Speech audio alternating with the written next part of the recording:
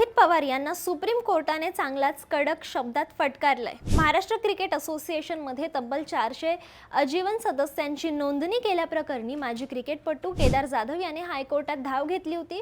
या बेकायदेशीर सदस्य नोंदणीमुळे निवडणुकींना स्थगिती मिळाली होती आणि रोहित पवारांनी या स्थगिती विरोधात सर्वोच्च न्यायालयात धाव घेतली होती। मात्र तिथे त्यांना मोठा दणका बसलाय।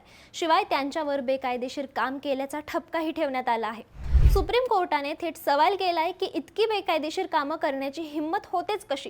केस मागे घेता की मी डिसमिस करू? अशा कडक शब्दात कोर्टाने त्यांना खडेबोल सुनावलेत। कोर्टाचा हा आक्रमक पवित्रा पाहून अखेर पवारांच्या वकिलांनी याचिका मागे घेतली आहे। हा निकाल रोहित पवारांच्या पॅनलसाठी MCA निवडणुकीच्या काळात खूप मोठा कायदेशीर धक्का मानला जातोय। या दणक्यानंतर आता MCAचं राजकारण कोणत्या वळणावर जाणार हे पाहणं महत्त्वाचं ठरणार आहे। क्रिकेट असोसिएशन मध्ये राजकीय नेत्यांचा हस्तक्षेप असावा की नसावा, तुमचं मत आम्हाला कमेंटमध्ये नक्की सांगा आणि अशाच बातम्यांसाठी थोडक्यातला फॉलो करा। बातमी म्हणजे थोडक्यात।